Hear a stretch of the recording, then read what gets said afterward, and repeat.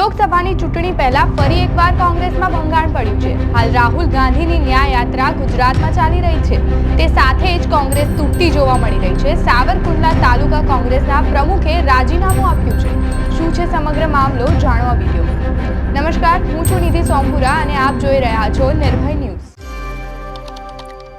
લોકસભાની ચૂંટણીને લઈને કોંગ્રેસની તડામાર તૈયારીઓ ચાલી રહી છે। હાલમાં જ રાહુલ ગાંધીની ન્યાય યાત્રા ગુજરાત પહોંચી છે, જ્યાં તેઓ મોટા ભાગના આદિવાસી વોટ બેંકને મજબૂત કરવાનો પ્રયાસ કરી રહ્યા છે।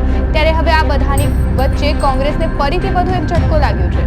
હાલમાં જ કોંગ્રેસના દિગ્ગજ નેતાઓ અમરીશ ડેર અને અર્જુન મોઢવાડિયાએ તેમના સભ્ય પદેથી રાજીનામું આપ્યા બાદ તે ભાજપમાં જોડાયા હતા। તે પહેલા પણ ઘણા કોંગ્રેસના નેતા રાજીનામું આપીને ભાજપમાં જોડાયા છે।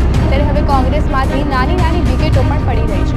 અમરેલી જિલ્લા કોંગ્રેસ પ્રમુખ પ્રતાપ દુધાતના અંગત સાથીએ રાજીનામું આપ્યું છે। સાવરકુંડલા તાલુકા કોંગ્રેસના પ્રમુખ મનુભાઈ ડાવરાએ રાજીનામું આપ્યું છે। રાજીનામા આપ્યા બાદ કોંગ્રેસમાં ખળભળાટ મચી ગયો હતો।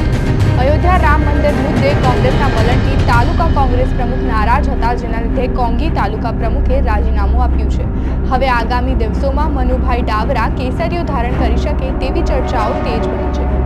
આ સાથે જ બોચાસણ ખાતે ભાજપ દ્વારા આજે ભરતી મેળો યોજવામાં આવ્યો હતો, જેમાં મોટી સંખ્યામાં એનસીપી, કોંગ્રેસ અને આપના કાર્યકરો કાઉન્સિલરોને જોડવા માટે આ કાર્યક્રમ યોજવામાં આવ્યો હતો। આ ભરતી મેળામાં પેટલાદના પૂર્વ ધારાસભ્ય અને કોંગ્રેસના પીઢ નેતા નિરંજન પટેલ વિધિવત રીતે ભાજપમાં જોડાયા છે। ભાજપ અધ્યક્ષ સી.આર. પાટીલે કેસરીયો ખેસ પહેરાવી તેમને આવકાર્યા હતા।